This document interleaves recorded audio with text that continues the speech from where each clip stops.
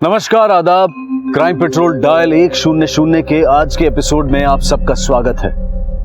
खूबसूरती देखने वाले की नजर में होती है, ऐसा हम कहते जरूर हैं, लेकिन अगर हम आज के विज्ञापनों को देखें तो ऐसा लगता है कि जैसे खूबसूरत ना होना कोई अपराध है। और सदियों से हमारी यही सोच रही है। शादी के बाजार में तो सिर्फ गोरे रंग की ही डिमांड है, तभी तो बिकते हैं ब्यूटी प्रोडक्ट्स और उन्हें बेचते हैं सुंदर हसीन चेहरे।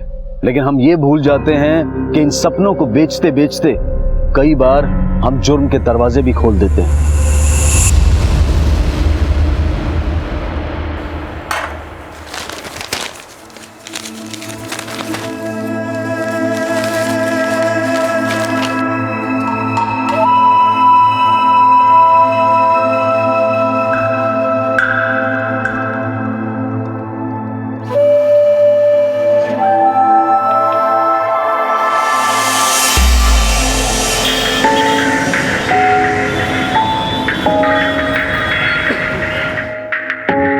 Good morning.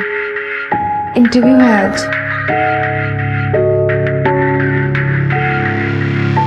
ये फाइल क्या दिख रही है, उसको देखना। देख, कॉन्फिडेंस तो देख उसका। शक्ल देखी नहीं और इंटरव्यू के लिए आई है। सेल्स के इंटरव्यू के लिए आई है क्या?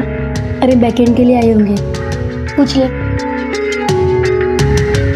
एक्सक्यूज मी, सेल्स गर्ल या बैकएंड? सेल्स। वो क्या है ना, अभी तक अपनी जिंदगी बैकेट में जीती आई हूँ, पर अब सोचा कि सामने से भी दुनिया देख लूं। बहुत अच्छी सोच है आपकी। अरे हाँ हाँ हाँ जी, ठीक है ना। अरे सुनिए, मैं आपको बाद में फोन करता हूँ और फिर डिटेल में बात कर लेते हैं, ठीक है ना? कैसा रहा इंटरव्यू?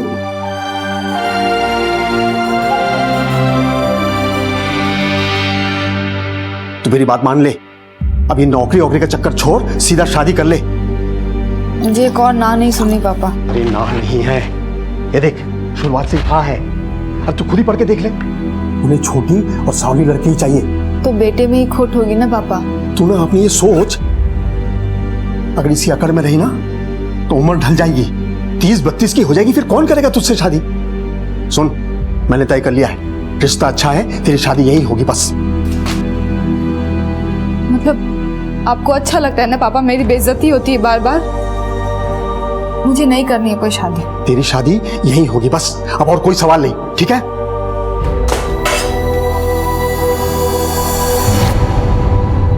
बुलबुल के लिए एक रिश्ता आया था जहां उसकी हर कमी को स्वीकारा गया था। क्या वो लोग वाकई दिल के बड़े थे या फिर इसके पीछे कोई ऐसी वजह थी जिसका किसी को कोई अंदाजा नहीं था?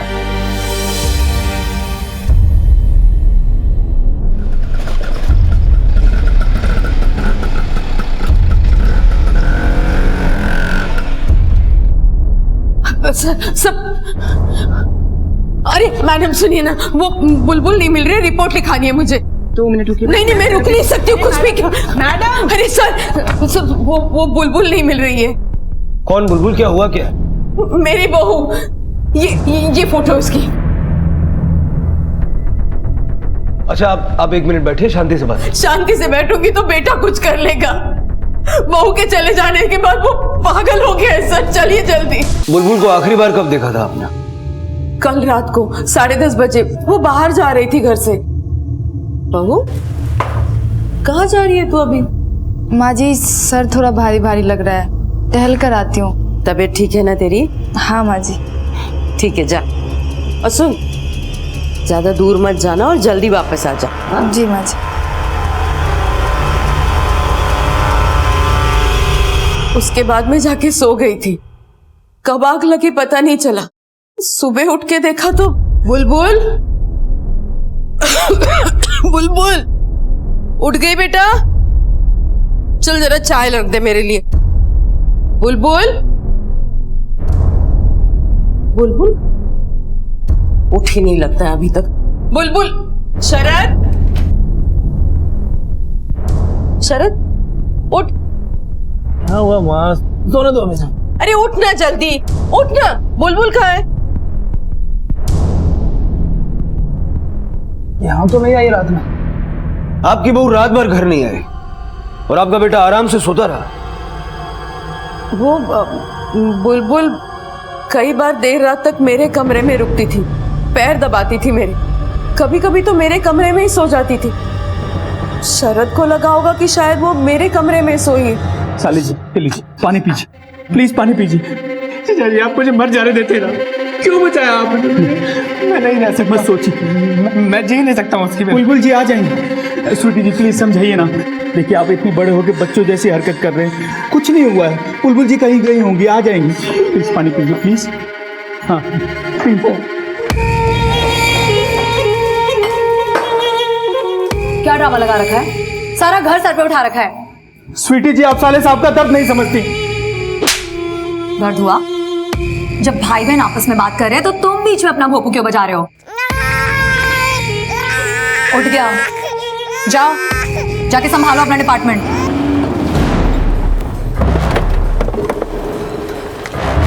आइए। तो पागल है क्या? ये सब हरकतें करने की क्या जरूरत है? मैं ये है मेरा बेटा बुलबुल, इसी की पत्नी है सर। सर मैं आपसे हाथ जोड़कर रिक्वेस्ट करता हूँ, आप प्लीज जल्दी से जल्दी मेरी बेबी को ढूंढ दीजिए। मैं उसके बिना नहीं रह सकता हूँ सर। तुम दोनों में कोई लड़ाई हुई थी? लड़ाई नहीं सर, कभी लड़ाई नहीं हुई, वो बहुत अच्छी है। बुलबुल का कमरा दिखाइए। जी आइए। पहले कभी इस तरह से गई हो? कभी नहीं गई सर मैं उसको मायके नहीं जाने देता हूँ, वापस बुला लेता हूँ। पुलिस अंकल, मामा जी को पकड़ने आए हो?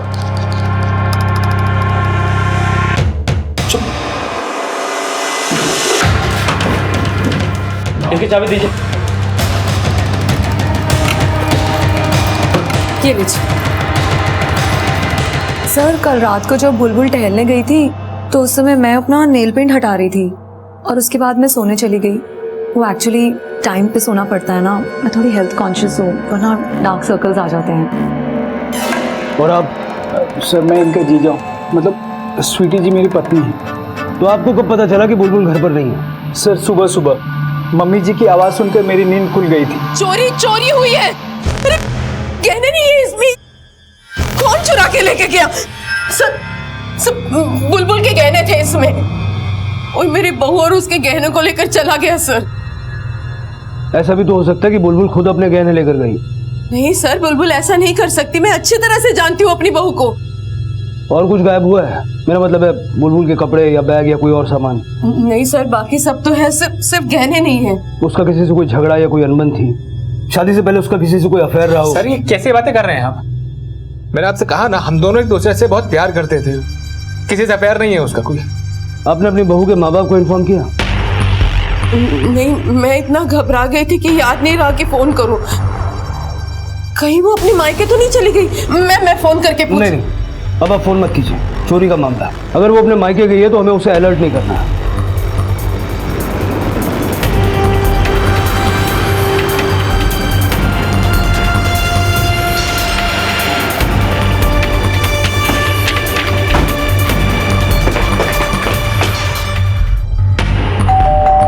कैसी बकवास कर रहे हैं आप? हमारी बेटी गहने लेकर भाग गई है और यहाँ आई है। बुलबुल कल रात से घर नहीं लौटी है, यहाँ आई भी हो सकती है। हमें आपके घर की तलाशी लेनी है। हाँ हाँ ठीक है, बक्से सिंदूक सब छान लीजिए, चाहे तो मेरे पैंट शर्ट का पॉकेट भी। विजय। सर। इंस्पेक्टर साहब, हमारी बेटी बुलबुल कल रात से घर नहीं लौटी, इस बारे में तो हमें कुछ नहीं पता। आपकी बेटी अपने ससुराल में खुश थी? बिल्कुल खुश थी सर। अरे उसके ससुराल वाले उसे बहुत प्यार से रखते थे। अरे ये क्या कर रही है तू? अरे माँ करने दीजिए ना। छोड़िए सर, मायके आई है ना, आराम कर, छोड़। हाँ, ससुराल में माँ जी कोई भी काम नहीं करने देती हैं, मतलब घर का काम करने के लिए तो तरस गई हूँ मैं। अच्छा, इस सास से मेरी शिकायत करेगी कि माँ काम करवाती है। छोड़िए सब। माँ, मैं जानती हूँ एक बात, मैं शादी नहीं करना चाहती थी, पर अब लगता है कि आप लोगों ने जो भी किया ना, मेरे अच्छे के लिए किया। ससुराल वाली तो कोई फीलिंग ही नहीं होती माँ वहाँ पे। आ गया फोन दामाद जी का, जा।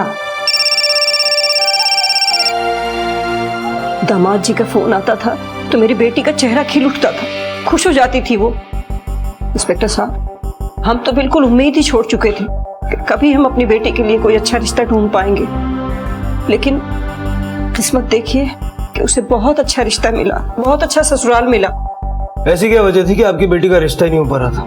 मेरी बेटी कद में थोड़ी छोटी है, उसका रंग भी सांवला है, देखने में बस ठीक ठाक है। सर, बुलबुल घर पे नहीं है और गहने भी नहीं मिले। हो गई तसल्ली? जाइए उसके ससुराल वाले से फिर से पूछताछ कीजिए कि उन्होंने तो गड़बड़ नहीं की, उन्होंने इख्तियार दिया था ऐसे सावली लड़की के लिए। किसको पता था मन में ऐसी खोट होगी? किसके मन में क्या खोट है ये तो हम पता कर लेंगे।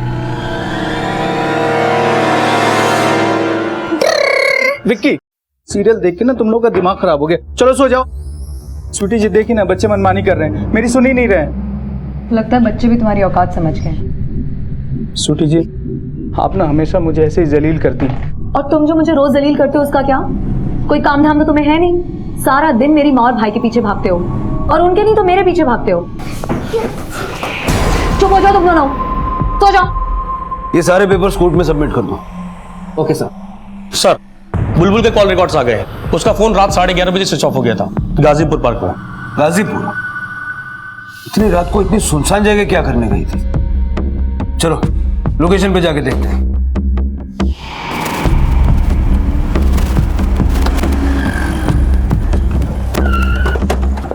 विजय, पूरा पार्क छान मारो, चारों तरफ देखो, सबसे पूछताछ करो।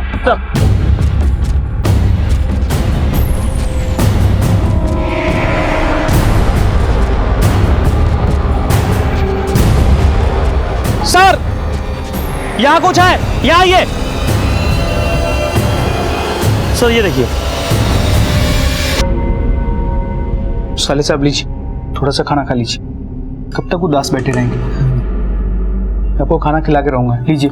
जीजा जी मत जिद कीजिए, मना किया ना मैंने नहीं खाना। लेके जाइए खाना यहाँ से। थोड़ा तो खाना खा लीजिए। मम्मी जी देखिए, खाना नहीं खा रहे हैं, समझाइए आप। दीजिए,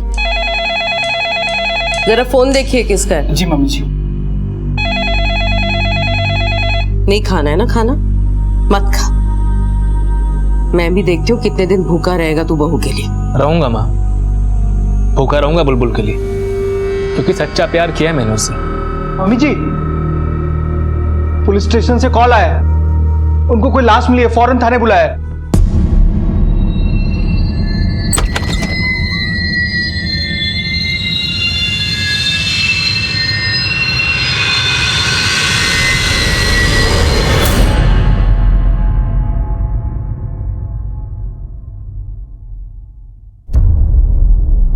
आप जानते हैं उस लड़की को?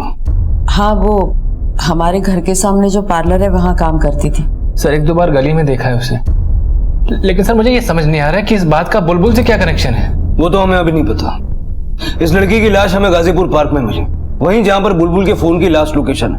उसके बाद बुलबुल का फोन स्विच ऑफ हो गया। मुझे एक बात बताइए, बुलबुल गाजीपुर क्यों गई होगी? गाजीपुर? पर उस दिन जब रात को वो घर से निकली थी तो कह रही थी सर दर्द कर रहा है, टहल के आती हूँ, और कुछ नहीं बताया था उसने। बुलबुल जानती थी इस लड़की को? नहीं, वैसे पार्लर की लड़कियों से ज्यादा बोलचाल नहीं थी उसकी। क्या नाम है पार्लर का जहाँ ये लड़की काम करती थी? क्या तुम बता सकती हो कि नैन्सी गाजीपुर के पार्क में क्या करने गई थी? सर, नैन्सी अक्सर वहाँ जाया करती थी, रात में वहाँ ज्यादा लोग नहीं होते थे और उसे पार्क में अकेले बैठना बहुत अच्छा लगता था। लेकिन इस एरिया में भी तो काफी सारे पार्क्स हैं, फिर वहीं क्यों?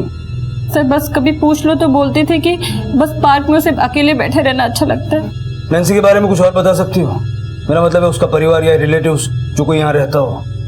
ऐसे तो हम लोग नेपाल के हैं साहब, लेकिन आजमगढ़ में आकर काम करते कई साल हो गए। फिर नैन्सी दिल्ली में आ गई और ब्यूटी पार्लर का काम करने लगी।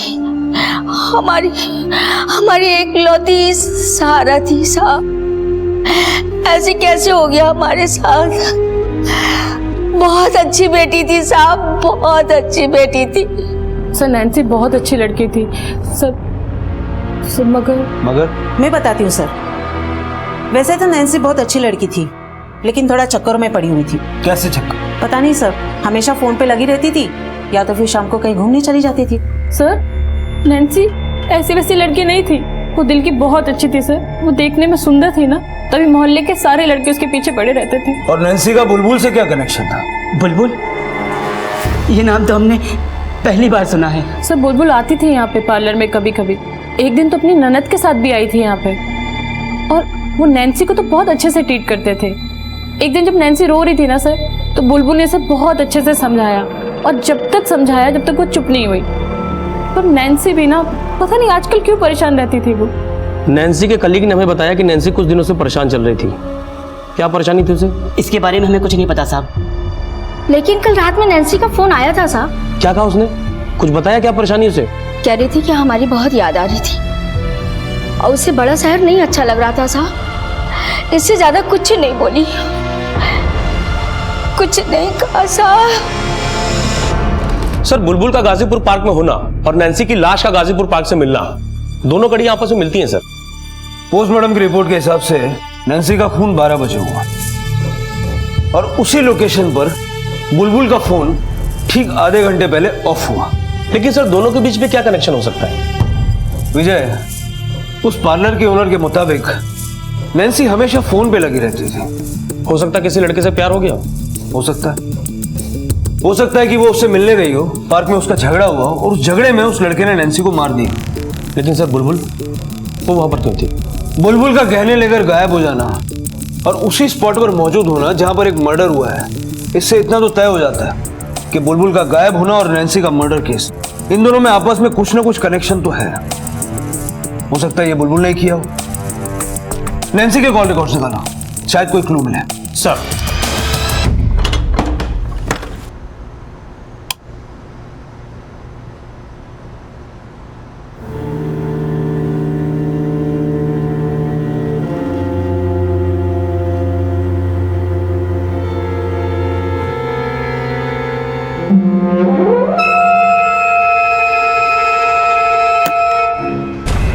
कौन है?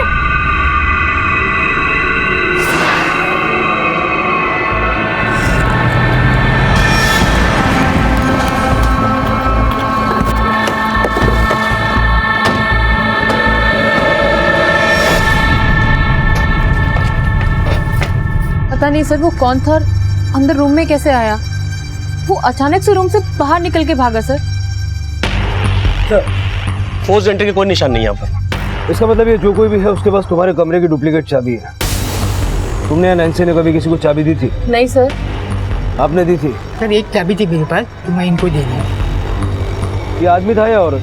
Sir I am so sorry, लेकिन ये सब इतनी तेजी से हो गया मुझे पता ही नहीं चला कि कौन था सर। सर क्या था इस कमरे में जो ढूंढने के लिए वो आया था? तो नैन्सी के मर्डर से रिलेटेड तो कुछ नहीं था। मुझे एक काम करो, सारा कमरा अच्छे से चेक करो। सर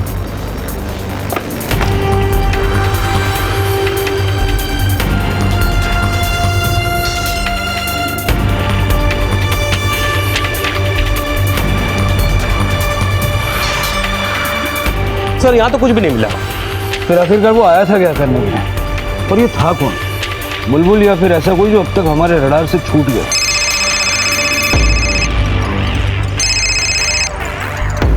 हेलो, ठीक है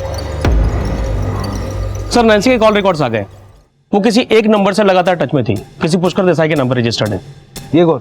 सर हमारी टीम ने वो भी पता किया है, ये बुलबुल का जेठ है।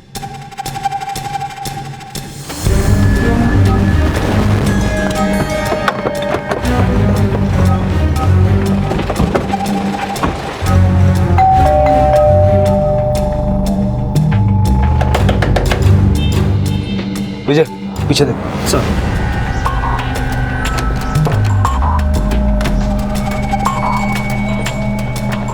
सर पीछे तो लॉक है। इनकी बहू मिसिंग है, उन्होंने कुछ पड़ी नहीं है। पूरा परिवार घर लॉक करके बाहर है। कहाँ गए ये लोग? आप पता नहीं सर, कुछ इमरजेंसी आ गई थी शायद हॉस्पिटल गए हैं।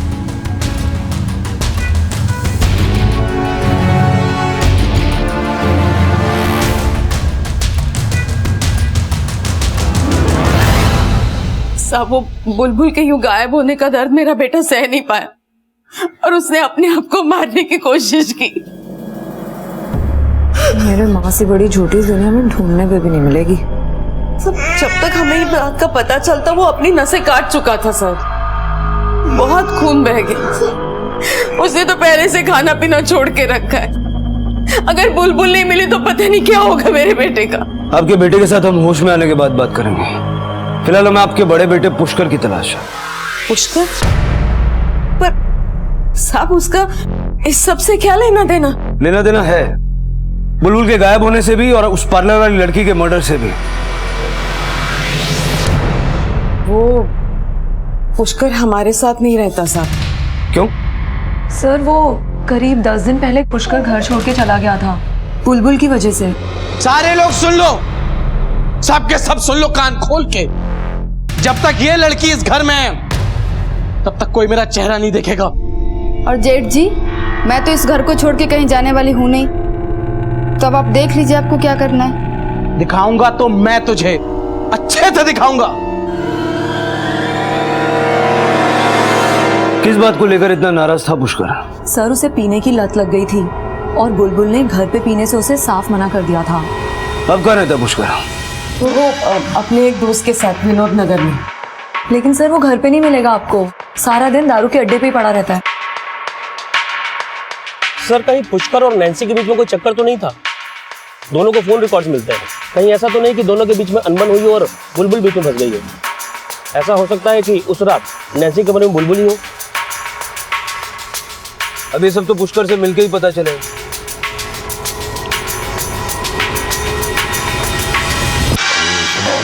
पुष्कर तेरा ही नाम है?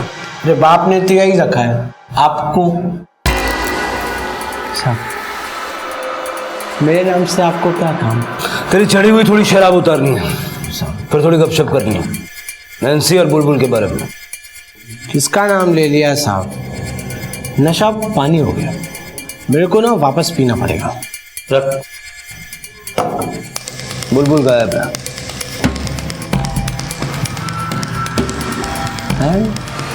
अच्छा हुआ, अब मैं आराम से घर जा सकता हूँ साहब। पहले तू सरकारी घर जाएगा, बाद में अपने घर जाएगा। अरे साहब साहब, अरे साहब सुनो, मैं बात सुनो तो साहब। उतर गई? बोल, बुलबुल कहाँ है? सर मैं नहीं जानता वो कहाँ है। अच्छा, और नैन्सी? उससे तो तेरी बड़ी गहरी दोस्ती थी। नैन्सी? कौन नैन्सी साहब?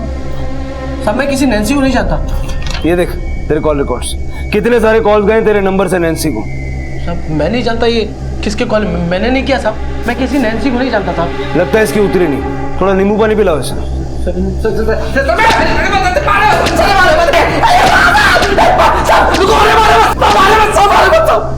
मैं नहीं जानता साहब कि मेरे फोन से उसको कॉल कैसे गया साहब। मैं नहीं जानता किसी नैन्सी को, मैंने किसी नैन्सी को कोई कॉल नहीं किया साहब। मान लेता हूँ कि ये सारे कॉल्स अपने आप गए। ये बता, बुलबुल से तेरी क्या प्रॉब्लम थी? सर वो नासूर थी, हमेशा मुझे परेशान किया करती थी। तू क्या कर रही है? तू कर क्या रही है? हिम्मत कैसे फिर बोतल तू ये जैसी है उतनी ही रहना, वरना मसल के रख दूंगा तुझे। जेठ जी, कद में छोटी हूँ, हिम्मत में नहीं, और मैं डरने वालों में से नहीं हूँ। और अगर जहर पीना ही है ना तो एक ही दिन पी लीजिए, ये रोज रोज पीने का तमाशा क्यों? मेरे रहते हुए ये सब नहीं चलेगा। साहब मुझे शराब की लत है और वो मुझसे नहीं छूट सकती साहब, मैं बहुत आगे निकल चुका हूँ। साहब मैं एक सच बताता हूँ, बुलबुल को और किसी भी नैन्सी को मैंने कुछ भी नहीं किया साहब, कुछ भी नहीं किया। सर ये पुष्कर झूठ बोल रहा है, कॉल रिकॉर्ड कैसे गलत हो सकते हैं? बुलबुल से नफरत करने की वजह थी इसके पास। हो सकता है नैन्सी से कुछ पंगा हुआ हो और नैन्सी को ठिकाने लगाते वक्त बुलबुल वहां आ गई हो। और बुलबुल कभी गलत होते हुए देख नहीं सकती, इसलिए पुष्कर ने या तो उसे मार दिया या फिर किडनैप करके कहीं रखा है। लेकिन सर इतना तोड़ने के बाद भी पुष्कर अपनी बात पे क्यों अड़ा हुआ है? 21 अगस्त की रात को जब बुलबुल गायब हुई और नैन्सी का मर्डर हुआ, पता करो तब पुष्कर कहाँ था। अगर फोन पे इतनी बातें करते थे तो कभी ना कभी तो मिले होंगे, किसी न किसी ने तो इन्हें मिलते हुए देखा होगा। सर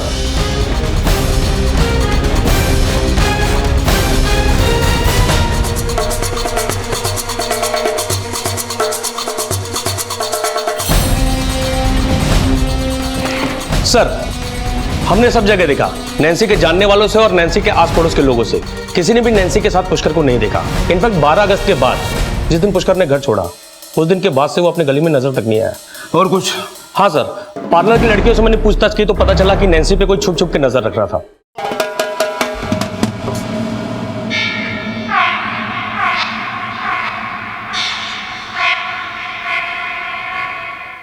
कुछ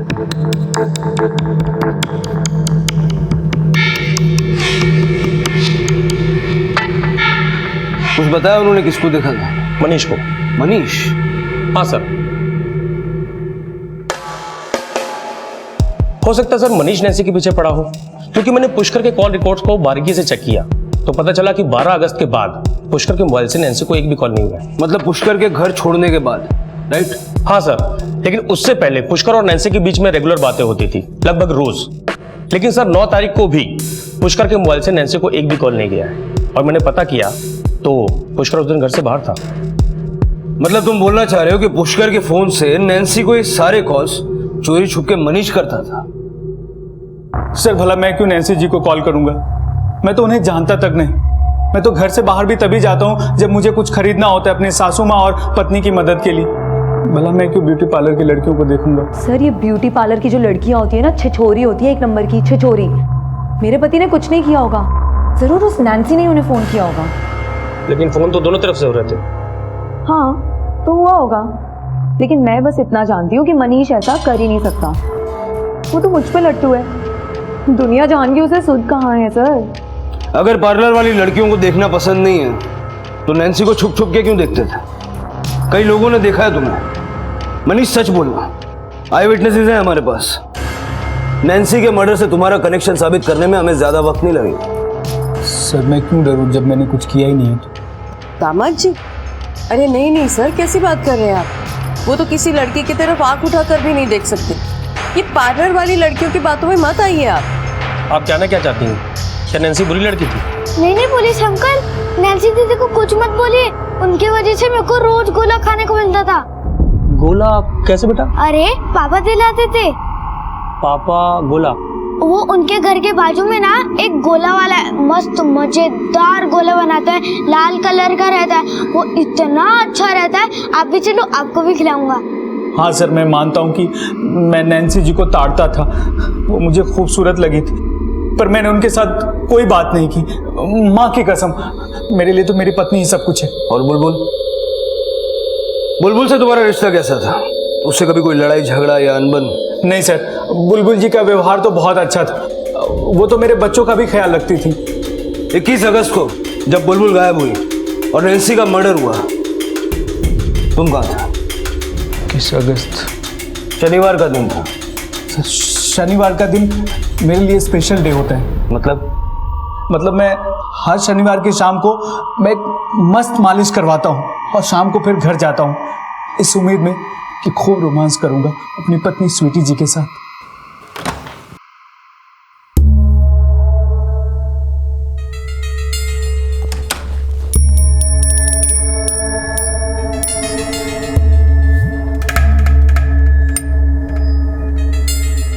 क्या है? वह सैटरडे है ना? हाँ तो आज के दिन तो हमने रोमांस के लिए तय किया था। मूड नहीं है मेरा, क्या करूं? मेरा तो मूड है ना। दफा हो जाओ यहाँ से। पहले 3 बच्चे दे रखे हैं, मेरी कमर का कमरा बन चुका है। सारा दिन डाइटिंग करती हूँ और सिर्फ इनके पीछे भागती हूँ। स्वीटी जी ऐसे मत बोलो ना, मैं भी तो इन बच्चों का ख्याल रखता हूँ।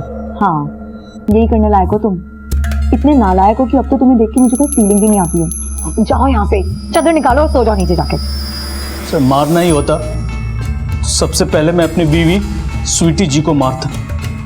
मुझे बहुत तरस आती, हमेशा जलील करती है।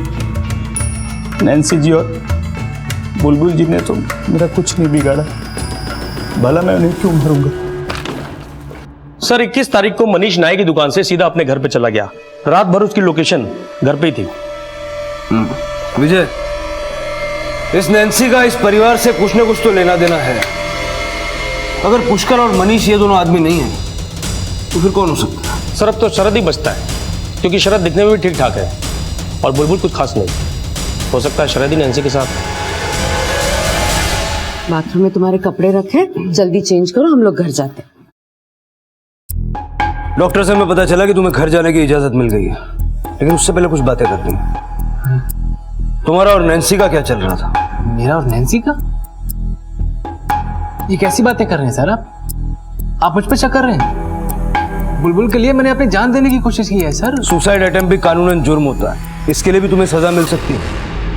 खैर मैं जानता हूँ ये सब तुम्हारा नाटक है। नाटक? मैं नाटक क्यों करूंगा सर?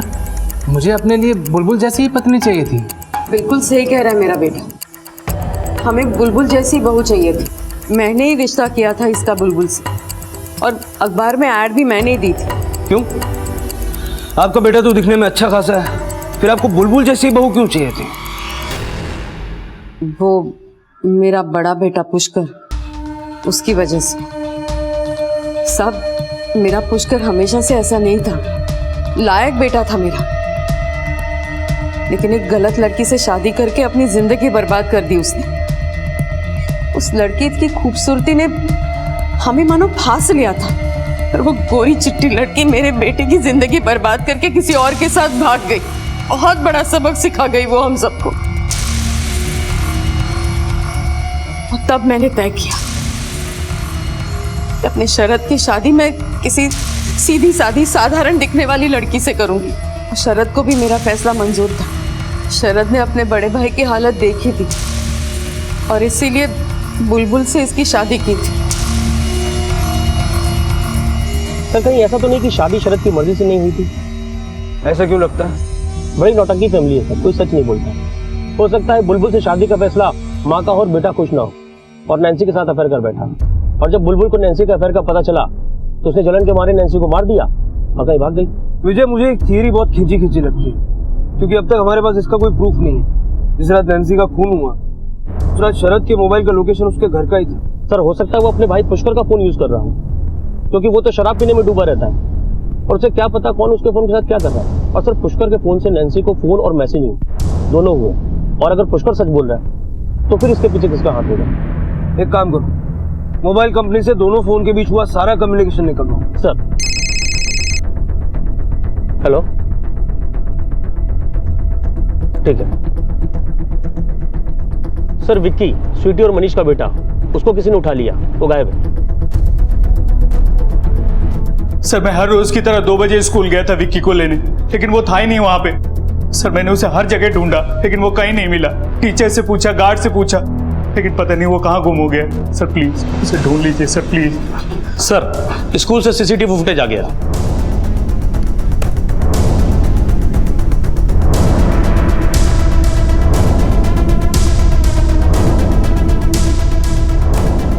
विकी इस बुरखे वाली औरत के साथ गया। मुझे लगता है इस बुरखे वाली औरत को विकी जानता हो, तभी उसके साथ गया। कहीं ये बुरखे वाली औरत बुलबुल तो नहीं है? विजय, हमने जितना बुलबुल के बारे में सुना है, मुझे नहीं लगता कि ये बुलबुल होगी। अब तक इस केस में पुलिस को बुलबुल एक विक्टिम लग रही थी, लेकिन विकी के अपहरण के बाद पुलिस को लगने लगा था कि कहीं इन अपराधों के पीछे बुलबुल तो नहीं। दूसरी तरफ शक के दायरे में बुलबुल का पति शरद भी था। वैसे परिवार का हर सदस्य शक के दायरे में था, लेकिन बड़ा सवाल यह था कि बुलबुल थी कहां।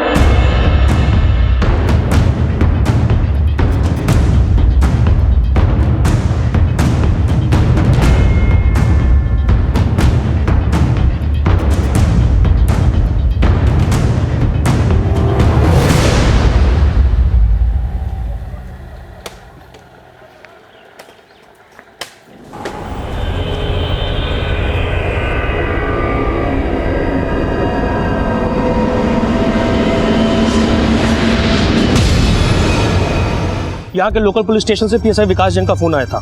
उन्हें एक डेड बॉडी मिली है जो बुलबुल की फोटो से मैच करती। मैंने शिनाख्त की तो बॉडी बुलबुल की है सर, ये देखिए। बॉडी पे कहीं चोट के निशान भी नहीं है, एक्सेप्ट ये स्ट्रैंगुलेशन मार्क्स। लगता है इसे गला घोंट के मार दिया गया। बॉडी को पोस्टमार्टम के लिए भेजो।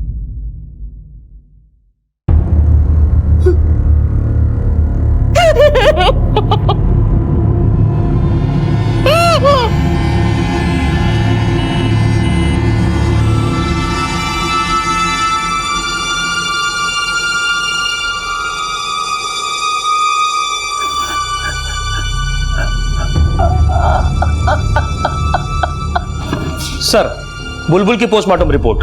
मौत लगभग उसी वक्त हुई थी जब नैन्सी की मौत हुई थी, रात 12 बजे, और मौत गला घोटने से ही हुई है सर। विकी का किडनैपिंग करने वाली एक बुरखे वाली औरत है, हो सकता है वही खूनी हो। इन तीनों क्राइम्स का कोई ना कोई सिरा जाकर के बुलबुल के परिवार से जुड़ रहा है। सर ये देखिए, सेक्सुअल असॉल्ट के लिए इन्वेस्टिगेट करते समय क्या सामने आया।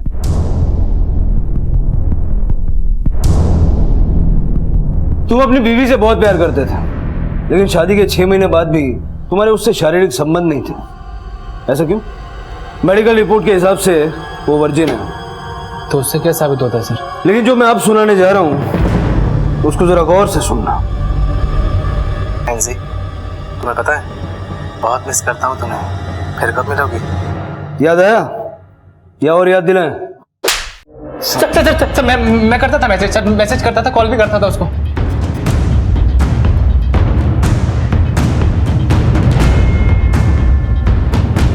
मैंने नैन्सी को देखा सर, अच्छी लगने लगी मुझे। मैं बात करना चाहता था उससे, उसको पटाना चाहता था सर। मैं गहने तूने चुराए थे? नहीं सर, गहने मैंने नहीं चुराए सर। मैं अपने घर के गहने क्यों चुराऊंगा? नैन्सी को देने के लिए? नहीं सर, हमारे घर के हालात इतने भी खराब नहीं थे सर कि अपनी बीवी के गहने चुराऊंगा। 21 अगस्त की रात को क्या हुआ था? मैंने नैन्सी का पीछा किया, उससे बात करना चाहता था मैं। मुझे पता था सर कि वो गाजीपुर के पार्क में जाके बैठती है, मैं भी वहीं गया। लेकिन सर मुझे पता नहीं चला कि कब बुलबुल मेरा पीछा करते करते वहां पहुंच गई। नैन्सी से मिलने आए थे ना? तुम्हें क्या करना है? ऐसा क्या देखते हो आप उसमें जो आपको मुझ में नहीं दिखता है? नैन्सी को देखकर, उससे मिलकर जो होता है ना, मुझे तुझे देखकर कभी हो नहीं सकता है। पत्नी हूँ आपकी, ऐसा कैसे नहीं होता है कुछ भी? सर मैंने बुलबुल को धक्का दिया और घर चला गया। मैंने पलट कर नहीं देखा सर कि बुलबुल मेरे पीछे आ रही है कि नहीं आ रही है। मैं घर गया, सो गया। सुबह उठ के देखा तो बुलबुल थी नहीं, और इतने में पता लगा कि नैन्सी का खून हो गया। मुझे लगा कहीं बुलबुल ने तो नैन्सी को नहीं मार दी है, इसलिए सर मैंने ये अपने आप को जान से मारने का और ये भूखा रहने का नाटक शुरू किया सर।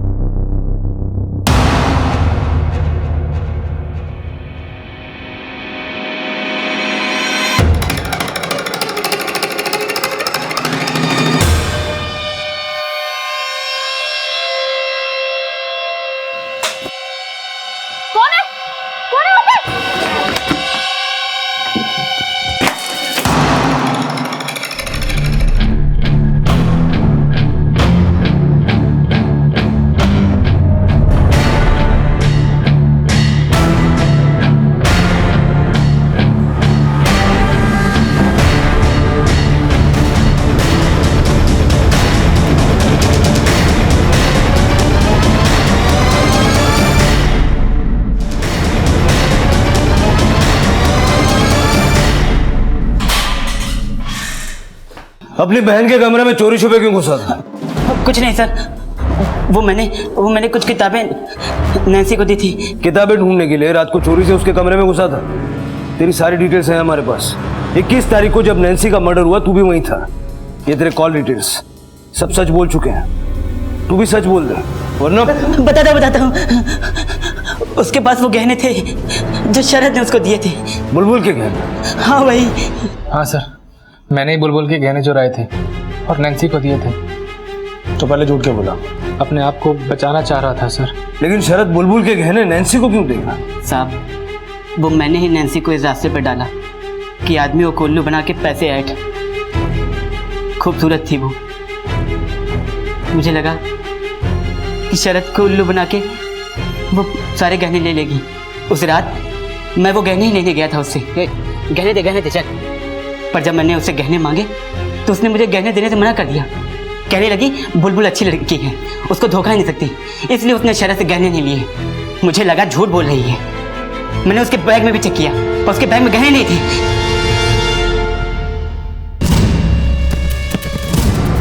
लेकिन फिर तू चोरी छिपे नैन्सी के कमरे में घुसा क्यों? सर, नैन्सी दिम्मी के साथ उसी घर में रहती थी। मुझे लगा कि नैन्सी ने घर में ही गहने छुपा के रखे हैं, इसीलिए वहां जाता था।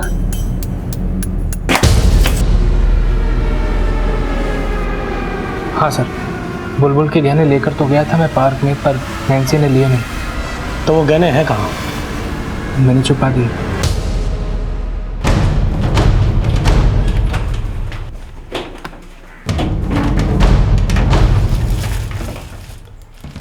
तूने बुलबुल को क्यों मारा? नैन्सी को मारते हुए उसने देख लिया था क्या? साहब, मैं सच बोल रहा हूँ, मैंने बुलबुल को नहीं मारा।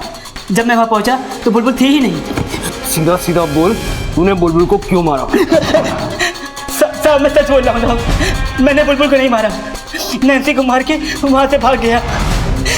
मैंने बुलबुल को नहीं मारा था। नहीं सर नहीं मारा सर नहीं मारा मैंने बुलबुल को सर कसम से कह रहा हूं मैंने बुलबुल को नहीं मारा सर मैं उस रात घर लौटा आया था नहीं मारा सर मैंने बुलबुल को सर सराय रोहिला स्टेशन से विक्की की एक लीड मिली है। वहाँ आजाद रोड पर उसे एक बुर्की वाली औरत के साथ देखा गया है और लोकल पुलिस तलाश कर रही है।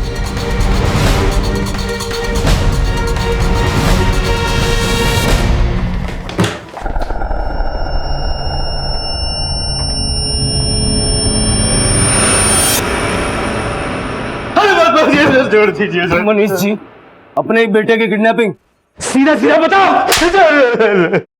बता रहा हूँ सर विक्की ने मुझे बुलबुल जी के साथ पहले भी 1-2 बार बात करते हुए देख लिया था। सर विक्की की आदत थी कि अगर वो कुछ भी देख लेता था तो वो किसी के सामने भी बता देता था। सर मैं डर गया था कि अगर इन्वेस्टिगेशन के दौरान उसने आप लोगों को सब कुछ बता दिया तो आप लोगों का शक मुझ पर जाएगा।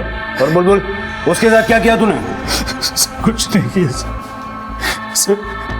दरअसल मेरी पत्नी अपने पास मुझे पटकते नहीं देती थी। बुलबुल जी का पति भी उसे बहुत धुतकारता था। मुझे लगा कि बुलबुल जी को पटा लेता हूँ तो एक दूसरे के साथ खुश रहेंगे। सर जी जब मैं उस रात दरवाजा बंद करने के लिए गया तो मैंने बुलबुल जी को जाते हुए देखा। मुझे लगा कि ये सही मौका है, अकेले में मैं अपने दिल की बात उन्हें बता दूंगा। बुलबुल जी आप ठीक तो है ना? हाँ मैं ठीक हूँ। मुझे आपकी बहुत चिंता हो रही है। देखिए मनीष जी मैं ठीक हूँ और अभी किसी से कोई बात नहीं करना चाहती। आपका दर्द समझ सकता हूँ, मैं भी कुछ ऐसा ही दर्द बर्दाश्त कर रहा हूँ। मनीष जी आप मेरे नंदोई हैं इसलिए आपने हाथ नहीं उठाया। अगर दोबारा ऐसी हरकत की ना मुझसे बुरा कोई नहीं होगा, याद रखिएगा आप। मेरी बीवी तो हमेशा मेरी बेइज्जती करती थी, फिर उस रात जब बुलबुल जी ने मेरी बेइज्जती की तो मेरे तन बदन में आग लग गई थी। मुझे कुछ समझ में नहीं आ रहा था कि मैं क्या करूं। फिर झट से मैंने उसकी लाश अपनी गाड़ी में डालकर मधु बिहार ले गया, वहीं एक नाले में उसकी लाश को फेंक दिया। तुम पर अपने बेटे की किडनैपिंग और बुलबुल की हत्या का चार्ज लगेगा। सैटरडे की मालिश अब जेल में करवाना।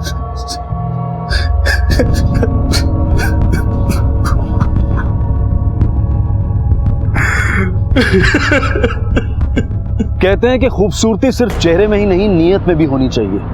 जिस इंसान की नीयत बदसूरत होती है वो इंसान बदसूरत ही होता है। फिर चाहे उसके चेहरे का रंग कुछ भी हो, दिल काला ही होता है। नैन नक्श चाहे कितने भी अच्छे क्यों ना हो पर मन हमेशा गंदा ही होता है। और अगर ये बात बुलबुल की सास समझ जाती तो शायद बुलबुल और नैन्सी की जान बच सकती थी। हमारे देश में आज भी खूबसूरती को सिर्फ चेहरे से जोड़ा जाता है। ये बेहद जरूरी है कि हम अपने बच्चों को, अपनी आने वाली पीढ़ी को खूबसूरती को परखना सिखाएं। इंसान की सोच, उसके विवेक, उसके अंदरूनी अच्छाइयों को पहचानना सिखाएं। शायद तभी ये सोच मिट सकेगी। नमस्कार, आदाब। क्राइम पेट्रोल डायल 100 में आप सबका स्वागत है।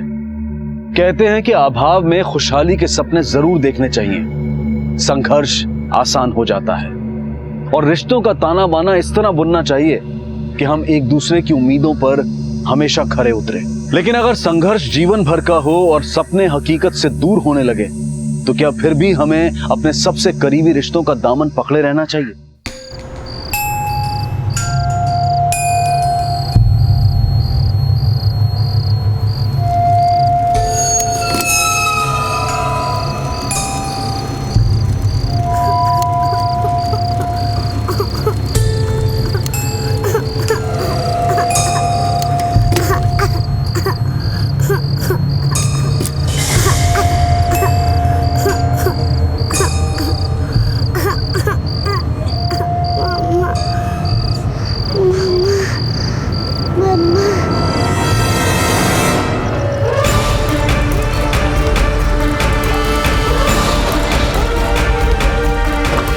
साहब ऑर्डर।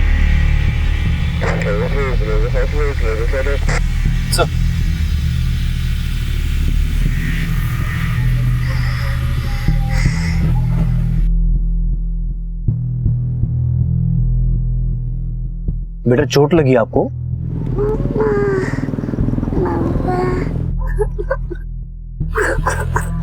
कमले, एक्सीडेंट तो नहीं लगता, ये मामला कुछ और है। आसपास सर्च कर। सर। बेटा डरो मत, हम आपको आपकी मम्मा के पास लेके जाएंगे। ये केस सिर्फ करुणा की गुमशुदा बेटी का नहीं था। क्राइम के कई और एंगल इस केस से जुड़ने वाले थे जिनका संबंध करुणा से ही था। ये घटना भले ही मौजूदा वक्त की थी, लेकिन इसकी पृष्ठभूमि पर करुणा की जिंदगी के पिछले 10 सालों का रंग था।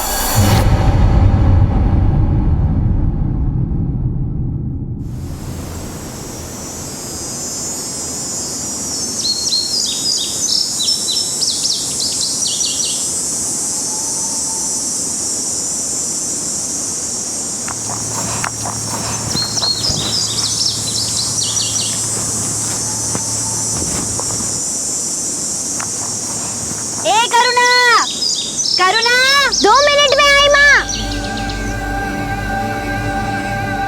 मेटा हो ना, चूल्हे से रोटी उतरी नहीं कि लेकर गुल। यहाँ खाने के लाले पड़े हुए हैं, लेकिन पता नहीं किस जानवर का पेट भरने के लिए गई है।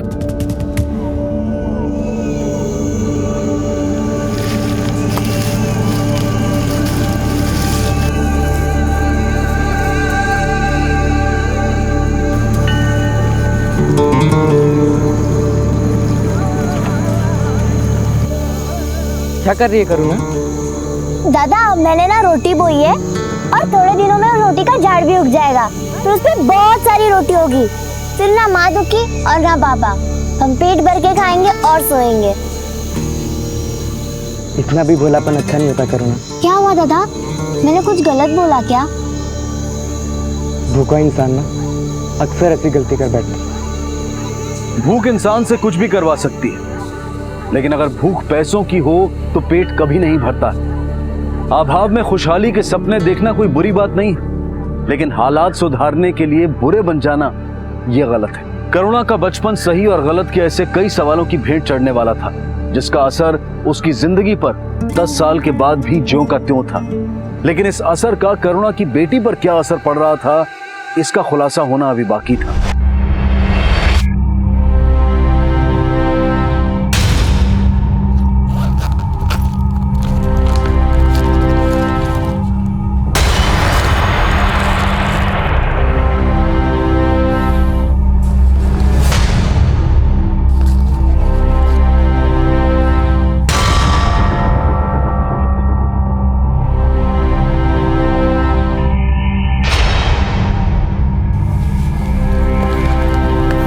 बेटा, आपका नाम पारुल है?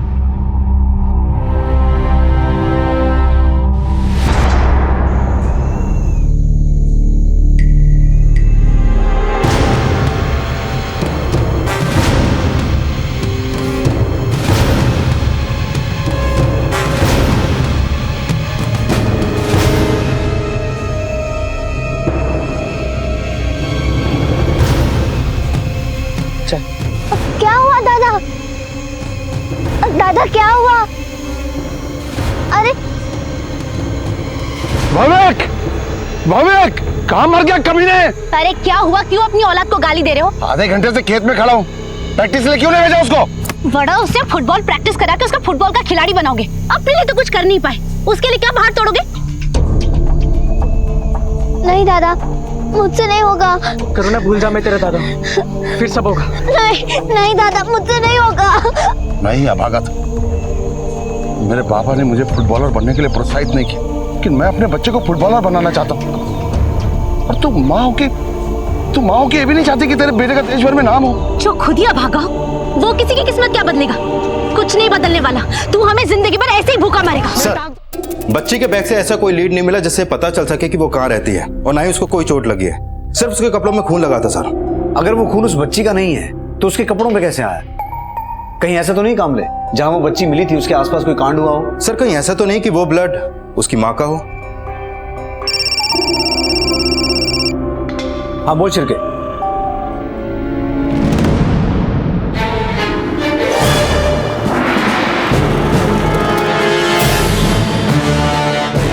आई सर।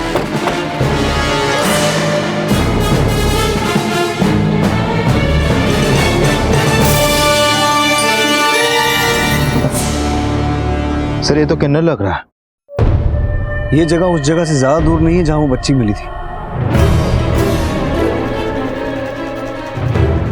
मुझे लगता है इसकी मौत और बच्ची में कोई ना कोई लिंक तो है। इसकी बॉडी पोस्टमार्टम के लिए भिजवाओ और पता करो कि जो ब्लड बच्ची के कपड़ों पर मिला था वो इसके ब्लड से मैच करता है क्या? सर जो ब्लड बच्ची के कपड़ों से मिला वो उस किन्नर के ब्लड सैंपल से मैच करता है। मतलब हमारा अंदाजा सही था, उस किन्नर का बच्ची की गुमशुदगी से कोई ना कोई लिंक जरूर है। बेटा आपने इसको देखा है, पहचानते हो आप इसे?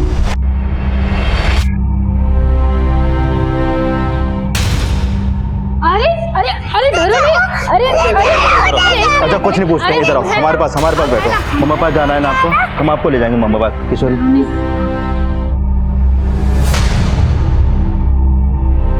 सर वो बच्ची किन्नर का फोटो देखकर बहुत डर गई थी, उससे तो लगता है कि वो उसे पहचानती है। सर कहीं ऐसा तो नहीं कि वो किन्नर उस बच्ची को किडनैप करके कहीं भाग रहा हो?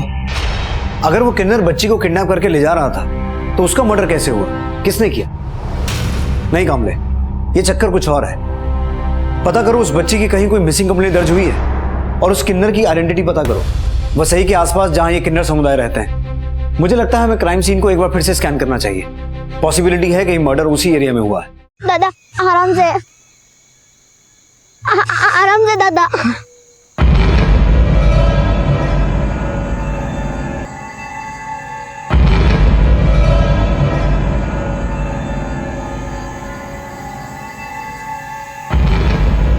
बाबा वो गाड़ी स्कूटर वाले ने दादा को टक्कर मारी और चोट लग गई। अपनी बहन से झूठ बुलवाता है। एक नाकाम पिता अपनी बच्चों की कामयाबी के सपने तो देखता था, लेकिन उससे ये हकीकत बर्दाश्त नहीं हुई कि उसका अपना बेटा अपनी जिंदगी अपने तरीके से जीना चाहता था। करुणा के पिता, भाई, माँ सबकी अपनी अपनी चाह थी, उम्मीदें थी, लेकिन कोई भी कभी एक दूसरे का पूरक नहीं बन पाया। और जब हताशा हिंसक रवैया अपना ले तो भविष्य पतन की राह पर होता है। करुणा के पिता को घरेलू हिंसा के जुर्म में जेल जाना पड़ा।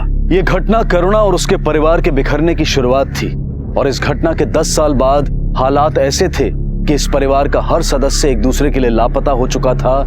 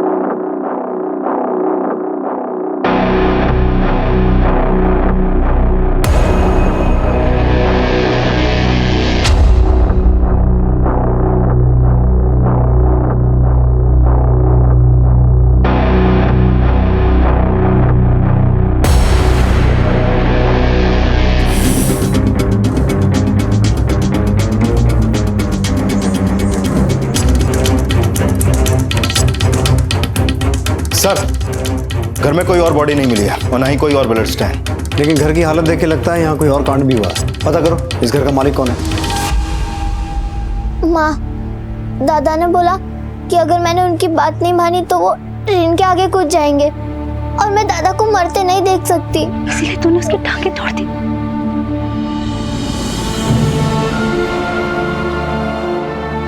तूने उसकी टांगों के साथ साथ हमारी किस्मत भी फोड़ दी। अरे तेरा बाबा जैसा भी था, उसकी कमाई से कम हमारा पेट तो भर रहा था। अब मैं क्या करूंगी, कैसे घर चलाऊंगी? माँ मत रोना। अब तेरा दादा बिना दवा दारू के मर जाएगा और मैं रो रो के मर जाऊंगी। मैं काम करूंगी, मैं पैसा कमाऊंगी, तू रो मत, तू रो मत।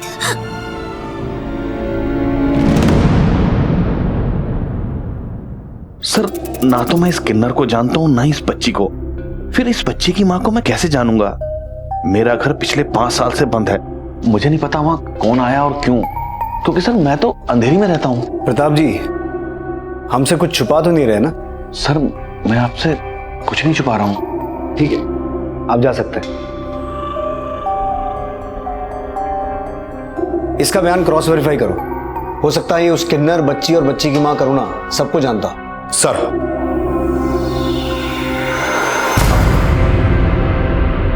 मंजू, सुना है तूने अपने पति को जेल करवा दिया?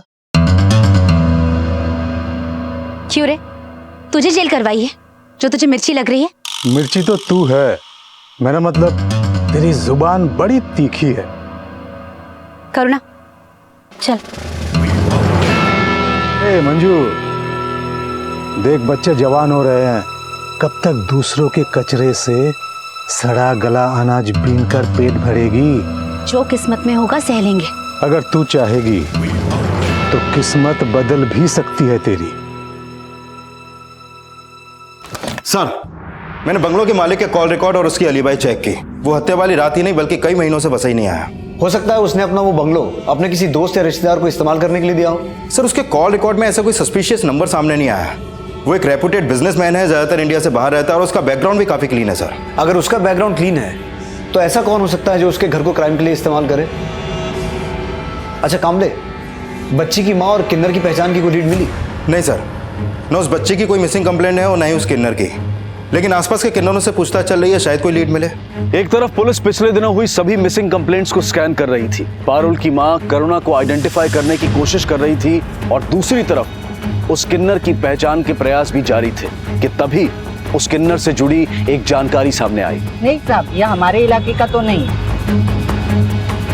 साहब, लेकिन इसको 2-3 दिन पहले मैंने यहाँ ही देखा था। यार खाली 10 रुपया ही तो मांग रही है, सलमान की तरह बॉडी है और 10 रुपया भी नहीं दे रहा है। दादा, बंगला नंबर 27 मेहता वाला किधर पड़ेगा? वो उधर। और ये बच्ची भी थी क्या इसके साथ? नहीं साहब, इसके साथ कोई भी नहीं था। अगर ये किन्नर मेहता विला का एड्रेस पूछ रहा था तो इसका मतलब ये हुआ कि ये वहां अपनी मर्जी से गया था, लेकिन इसका कत्ल भी मेहता विला में ही हुआ और इसका खून बच्ची के कपड़ों में मिला। अगर बच्ची वहां थी तो क्या उस वक्त उसकी मां भी वहां थी? और अगर नहीं तो अभी तक उसकी मां ने अपनी बच्ची की मिसिंग कंप्लेंट क्यों नहीं लिखवाई? कामले, उस रात मेहता विला में जो भी हुआ उसकी इकलौती विटनेस ही बच्ची है। हमें किसी भी तरह इस बच्ची को कॉन्फिडेंस में लेना होगा, क्योंकि इस बच्ची का बयान ही हमें इस केस में कोई ना कोई लीड देगा।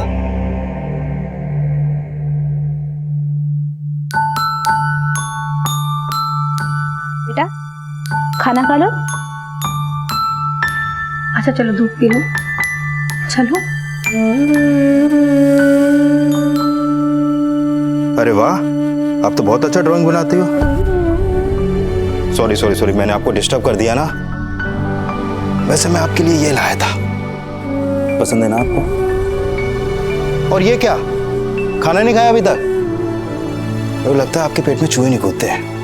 ये रहा चूहा, ये कूदा, ये देखो ये गया, अरे अरे अरे ये कूदा, अरे ये कूदा, अरे अरे आप किधर गए?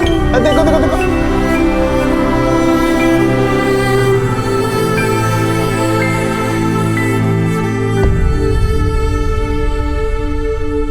अपनी फोटो की भी गाड़ रही है, ऊपर से अपना नाक भी पकौड़ा बना दिया। ऐसे क्यों देख रही है? दादा मैं आपसे नाराज हूँ। क्यों? आपको मुझसे अपनी टांग नहीं तुड़वानी चाहिए थी। करुणा, बाबा ने मुझे इतना दौड़ाते थे मेरे पेट में दर्द हो जाता था। और तुझे पता है ये जो फुटबॉलर लोग होते हैं ना, इनको कितना अच्छा अच्छा खाने को मिलता है, दूध, दही, मक्खन, घी। और बाबा मुझे पता क्या खिलाते थे? मूढ़ी। और वैसे भी ना मुझे ना फुटबॉलर बनना ही नहीं। तो फिर दादा आप क्या बनोगे? Film star. अरे वाह दादा, सच? हाँ। अच्छा मैं तुझे फिल्म स्टार की तरह डांस करके दिखाऊं? हाँ। ये देख।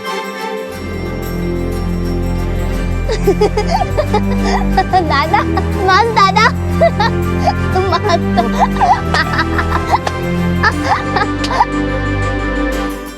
वाह, हालात मैयत बनाने वाले, और तुम दोनों यहाँ नाच रहे हो। ये ले, ये ट्यूबवेल वाले अंकल को देकर आ, 500 रुपए देंगे, लेकर आना। 500 रुपए? इसके कोई 20-25 रुपए नहीं देगा। तू चुप कर, तुझे क्या पता मेहनत की कीमत क्या होती है? तू बस इधर उधर नाचते रहे।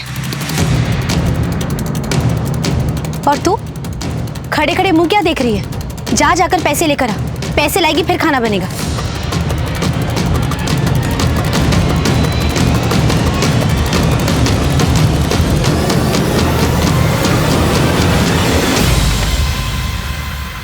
क्या बात है बेटा, आपने तो 2 दिन में इतने सारे स्केच बना दिए।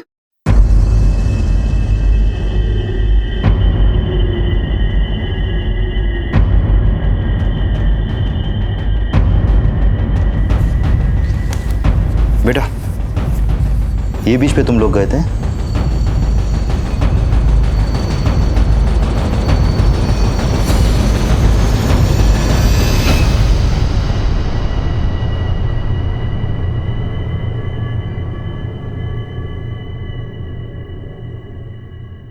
अरे आ गई तू?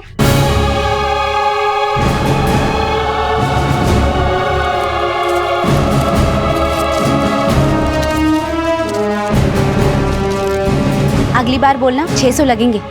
और सुन, जा आटा सान ले, मैं सब्जी और तेल लेकर आती हूँ।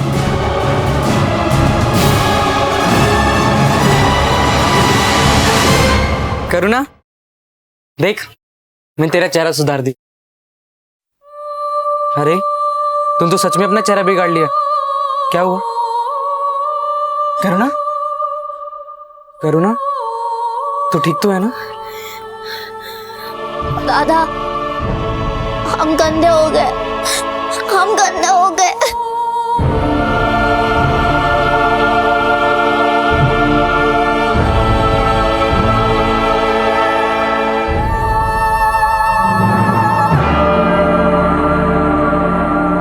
माँ तो अपना पेट काट कर भी बच्चों का पेट भरने वाली होती है, तो फिर भूख इतनी सस्ती कैसे हो सकती है कि ममता ही बिक जाए? अपने बच्चों के लिए बड़े से बड़ा बलिदान देने वाली माँ अगर अपने ही बच्चों की बलि चढ़ाने पर उतारू हो जाए तो मजबूरी की कोई भी वजह माँ और ममता के कद से बड़ी नहीं हो सकती। सर, पारुल से पूछताछ का कोई फायदा नहीं हुआ, लेकिन सर ये स्केचेस पारुल ने बनाया है। ये देखिए सर, ये स्केच उसने अपनी माँ को याद करते हुए बनाया है। और ये देखिए, ये स्केच बीच का। सर, मुंबई में पारुल से रिलेटेड कोई भी मिसिंग कंप्लेन दर्ज नहीं है। सर, हो सकता है माँ बेटी बाहर गांव से मुंबई घूमने आए हों और किसी बीच पर गए हों। AAZ चाट कॉर्नर। कामले, मुंबई में जितने भी बीचेस हैं वहां पूछताछ करो, शायद कोई लीड मिले।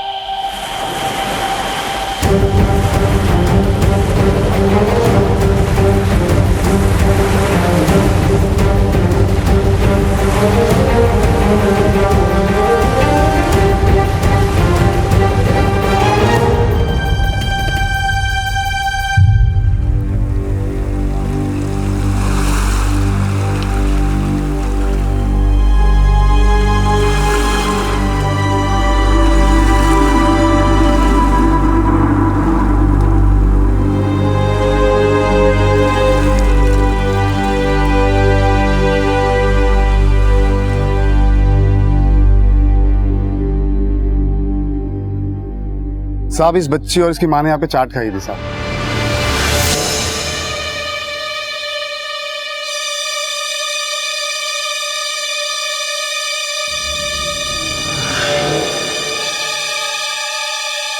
ऊपर वाला तुझे और तेरी बेटी को सलामत रखे। साहब, उस औरत ने बाकी किन्नरों को पैसे दिए थे और यहाँ पर भेल भी खिलाई थी साहब। उन किन्नरों में से ये भी एक थी? साहब, इतना तो मुझे याद नहीं है, लेकिन उसकी माँ और उस बच्ची को मैं अच्छी तरह से देखा था साहब। उसकी माँ का स्केच बनवा सकते हो तो? जी साहब। सर, करुणा और उसकी बेटी के साथ कुछ किन्नर भी बीच पे देखे गए थे, लेकिन उस किन्नर का फोटो आइडेंटिफाई नहीं हुआ जिसका मर्डर मेहता विला में हुआ था। अपनी ममता का सौदा कर लिया? क्या तुम्हारी भूख करुणा के आंसुओं से सस्ती है? मैंने जो किया अपने अकेले के लिए नहीं किया। तुम दोनों को मैं भूख सा मरता हुआ नहीं देख सकती थी। मेरी ममता मजबूर जरूर थी, लेकिन मेरी आत्मा जानती है कि मैं करुणा से कितना प्यार करती हूँ। प्यार करती हो ना तुम? तो ठीक है, आज के बाद करुणा को तुम वहां नहीं भेजोगी। अपने बाप की तरह धमकी मत दे मुझे। अब से मुझे जो ठीक लगेगा मैं वही करूंगी। अपनी बहन की इतनी फिक्र है ना, तो जाके 2 पैसे कमा कर ला और फिर मुझसे बात करना, समझा ना?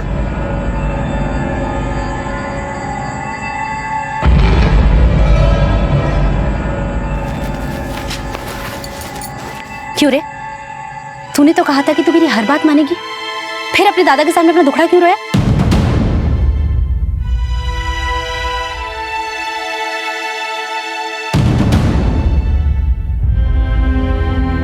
तू क्या सोचती है कि ये सब करके मेरी आत्मा नहीं पसीजी होगी? लेकिन मैंने अपने आंसू पी लिए और तुझे भी अपने आंसू पीने होंगे। और अगर तेरे मन में कोई और बात है तो बोल दे, मैं मान लूंगी कि बेटे और पति की तरह तूने भी मुझे पराया कर दिया।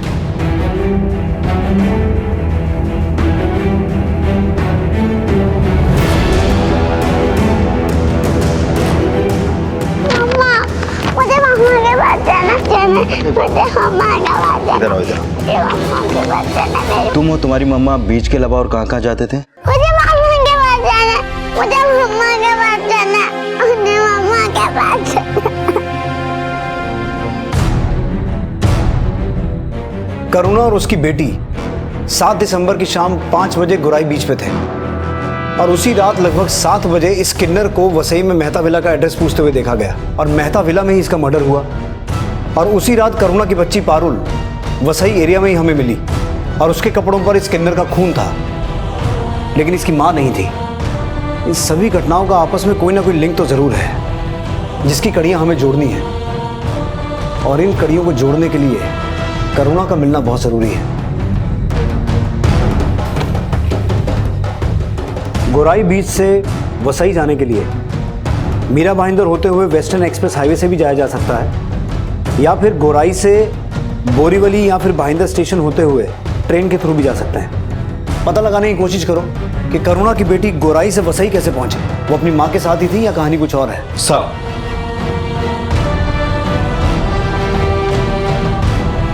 करुणा का स्केच सामने आने के बाद पुलिस करुणा की बेटी पारुल के वसई के मेहता विला पहुंचने की कड़ियां जोड़ रही थी और जो समीकरण सामने आने वाले थे वो करुणा और उसके परिवार का वो दुखद अंजाम थे जिसकी नींव 10 साल पहले ही रखती गई थी।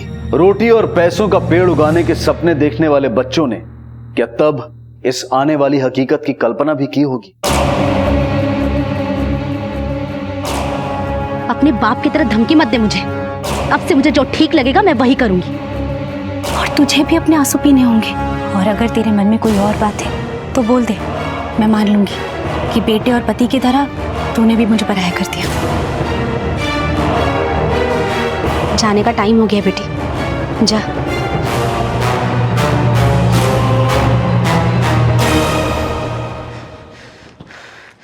मैं करुणा के साथ कुछ गलत नहीं होने दूंगा, भले ही मां से नाता तोड़ना पड़े।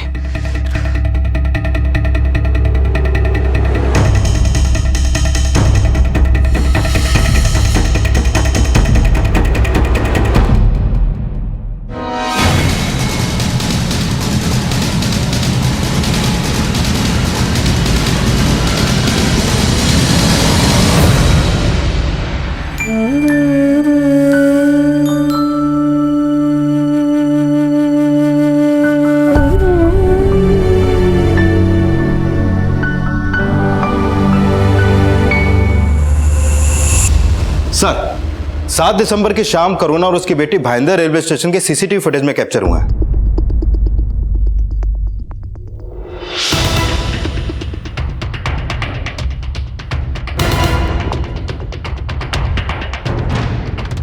करुणा ने भाईंदर से वसई का टिकट निकाला और 6:45 बजे उन दोनों को वसई रेलवे स्टेशन से बाहर निकलते हुए देखा गया। मेहता विला के आसपास दोबारा पूछताछ करो। करुणा की बेटी को तो किसी ने आइडेंटिफाई नहीं किया। हो सकता है करुणा को पहचानने वाला कोई ना कोई सामने आए। सर,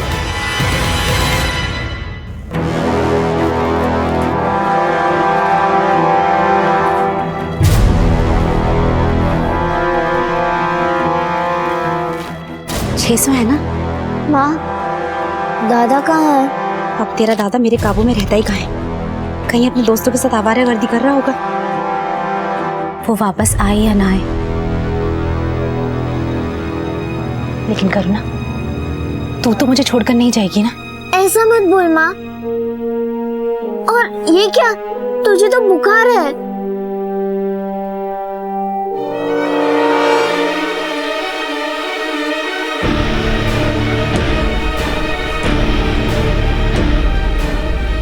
मर्द कभी औरतों की कदर नहीं करते। तेरा बाबा हो या दादा, सबकी फितरत एक जैसी होती है। उन्हें ना तेरी फिक्र थी ना मेरी। लेकिन करुणा, हम दोनों एक दूसरे का सहारा बनेंगे, है ना?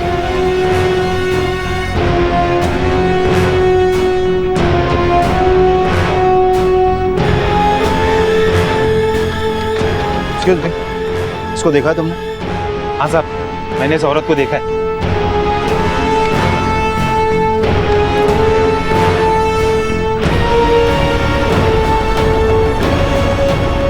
साहब, मुझे इस औरत का चेहरा याद, क्योंकि हमारी भाषा में किसी से फोन पे बात कर रही थी साहब। मैं मुंबई में हूँ। अच्छा ठीक है, मैं 2 घंटे में तुम्हारे पास आती हूँ और पारुल मेरे साथ में है। हाँ ঠিক আছে, আমি 2 ঘন্টার পরে তোমার কাছে আসবো। हाँ ठीक है। फिर साहब वो अपनी बच्ची को यहाँ छोड़ के चली गई, बोली मैं थोड़ी देर में आऊंगी और बच्ची को लेके जाऊंगी। दादा सुनो ना, আমি মেয়েকে এখানেই ছেড়ে যাচ্ছি, आधे घंटे में आके ले जाऊंगी। आप प्लीज इसको देख लेना ना एक बारी। कोई बात नहीं, आप जाइए। अच्छा बेटा, मैं थोड़ी देर में आती हूँ, आप यहाँ से कहीं मत जाना, ठीक है? ठीक है मम्मी। साहब थोड़ी देर के बाद मैं पास की फैक्ट्री में चाय लेके गया। बेटा मैं चाय दे गया था, अब यहीं बैठना है। और जब वापस लौट के आया तो सब बच्ची नहीं थी। मुझे ऐसा लगा कि वो आई होगी और अपने बच्ची को लेके गई होगी। साहब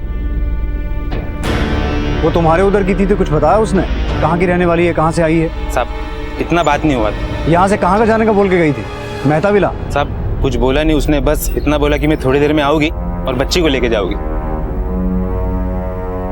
उस वक्त इसे देखा था यहाँ?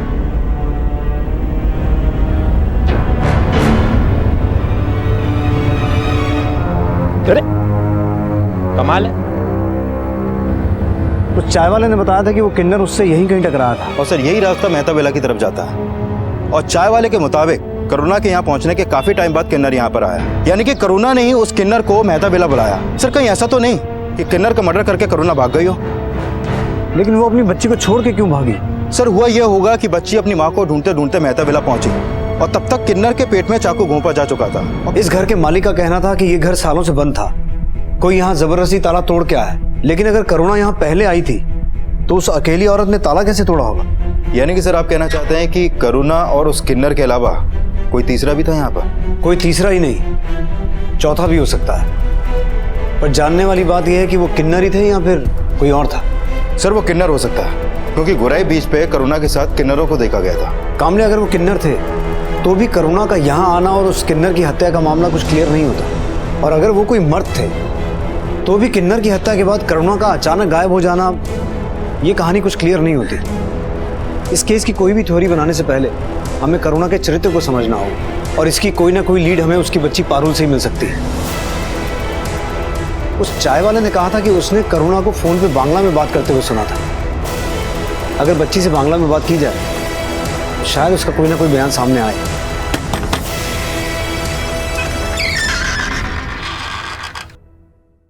अच्छा 1000 लगेगा। ठीक है।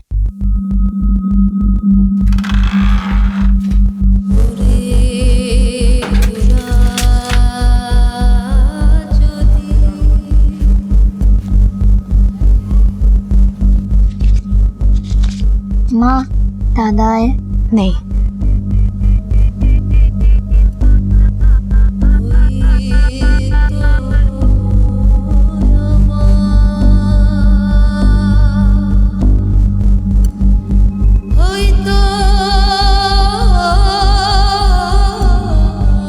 आपकी बेटी पेट से है।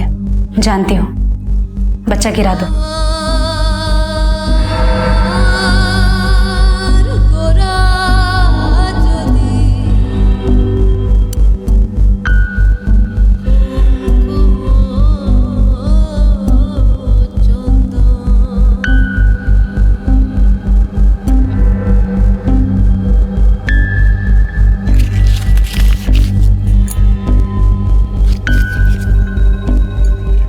बेटा आज कपड़े ना बहुत ज्यादा हो गए, मेरी कमर में बहुत दर्द है, उठा बैठा भी नहीं जा रहा है। तू धो देगी कपड़े? लेकिन करुणा जो कर रही थी उसे बलिदान नहीं अंधकार कहा जा सकता था, जिसमें उसका वर्तमान ही नहीं भविष्य भी डूब रहा था। 10 साल बाद क्या करुणा अपनी उसी तकदीर का बोझ उठा रही थी या फिर अपनी कोई और तकदीर लिखने जा रही थी? पुलिस के लिए करुणा अब सिर्फ एक गुमशुदा मां नहीं थी, बल्कि उसे एक फरार अपराधी भी समझा जा रहा था। अब सवाल करुणा की ममता पर भी उठ रहे थे। क्या करुणा एक अपराधी थी या फिर एक पीड़ित? अच्छा बेटा, ये बताओ तुम्हार बाड़ी कोथाय, तुम कहाँ रहती हो? हमार बाड़ी खूब सुंदर। अरे वाह, तुम्हार बाड़ी खूब सुंदर।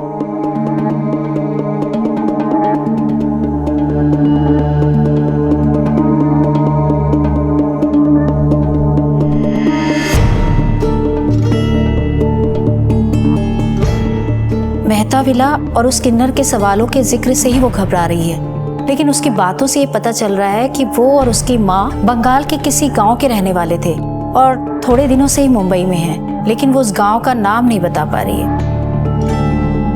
ठीक है, थैंक यू। किशोरी, मैडम ने बाहर प्रेजेंट छोड़।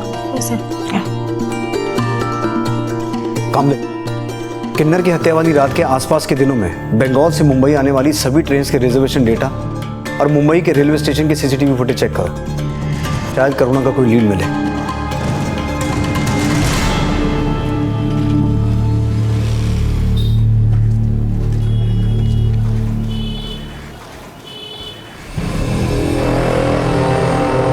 दादा, दादा,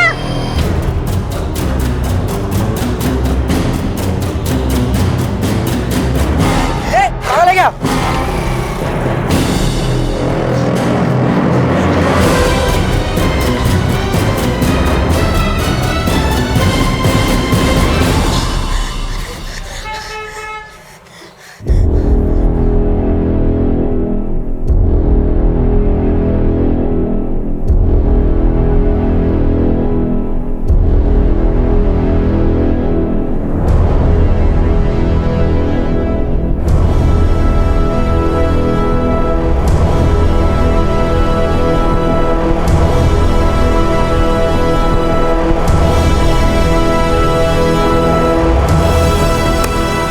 सर 7 दिसंबर की सुबह ये किन्नर गुवाहाटी एक्सप्रेस से कुल्ला स्टेशन पे उतरा था, लेकिन सर वेस्ट बंगाल से आने वाली ट्रेन के रिजर्वेशन डेटा में करुणा का कोई क्लू नहीं मिला।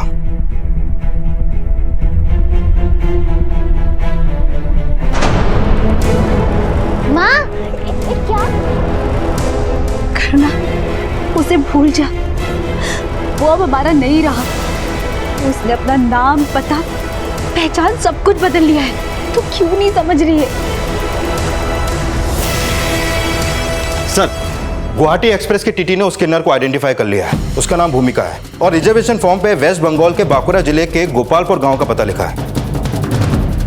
आखिरकार पुलिस उस किन्नर की पहचान करने में कामयाब हो गई और रेलवे रिजर्वेशन फॉर्म पर लिखे पते पर पश्चिम बंगाल में उसके गांव गोपालपुर पहुंची।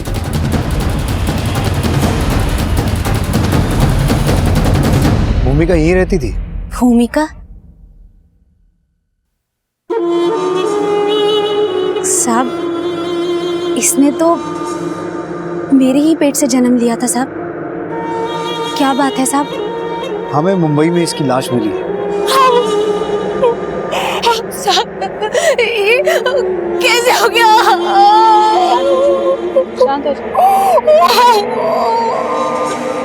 इसे पहचानती हैं आप? ये तो मेरी बेटी करुणा है।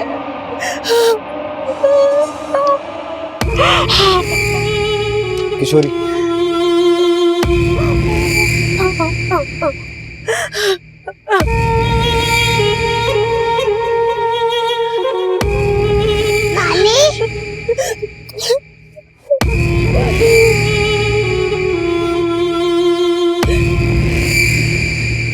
साहब, उसका नाम भूमिका नहीं, भौमिक था। भौमिक बचपन से ही किन्नर था? नहीं साहब, लेकिन एक दिन अचानक घर से भाग गया। बाद में पता चला कि किन्नरों की बस्ती में रह रहा है। और करुणा, अगर उसने आपसे कोई संपर्क नहीं किया तो इस छोटी सी बच्ची को अनजान शहर में छोड़ के कहाँ गायब हो गई हो? साहब, करुणा ने भी मुझे पराया कर दिया। बेटा, पति, बेटी, सब मुझे अकेला छोड़कर अपनी दुनिया में मस्त हो गए। किसी को मेरी कोई फिक्र नहीं।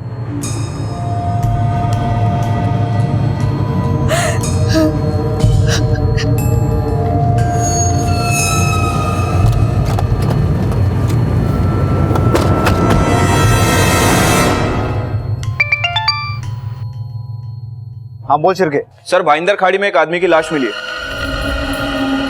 डेड बॉडी की पहचान हुई? सर बॉडी की अभी कोई पहचान नहीं हो पाई है। डेड बॉडी की फोटो मेरे फोन पे भेजो। Okay sir.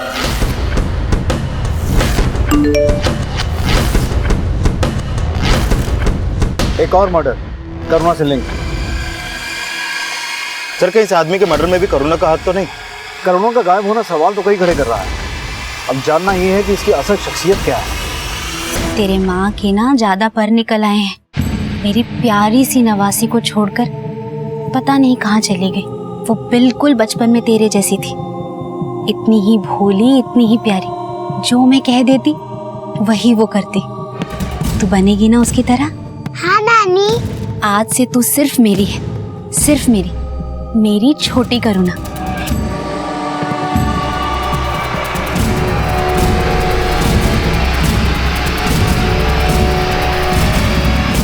किसी का चेहरा देखकर उसकी शख्सियत का अंदाजा नहीं लगाया जा सकता, क्योंकि इंसान का चेहरा भले ही वही रहे, लेकिन उसके हाव भाव, उसकी सोच समझ, उसका नजरिया हमेशा बदलता रहता है। लेकिन करुणा के भाई ने तो अपना नाम और अपनी पहचान भी बदल ली थी।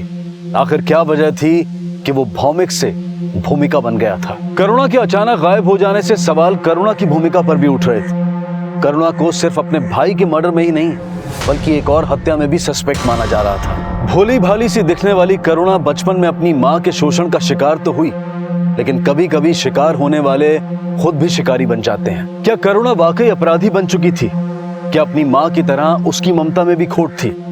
ऐसे कई और सवाल पुलिस की आगे की इन्वेस्टिगेशन की दिशा तय करने वाले थे, जिनके चौंका देने वाले पहलुओं के साथ हम आपके सामने हाजिर होंगे कल रात 10 बजे इस केस के दूसरे और आखिरी भाग में। अब मैं अनूप सोनी आपसे विदा लेता हूं, फिर मुलाकात होगी। तब तक अपना और अपने परिवार का ख्याल रखें और देखते रहें क्राइम पेट्रोल डायल 100। सबक एक को सीख हम सबको। जय हिंद। क्राइम पेट्रोल के और भी दिलचस्प कहानी देखने के लिए हमारे चैनल को सब्सक्राइब करें और बेल आइकॉन दबाना न भूलें।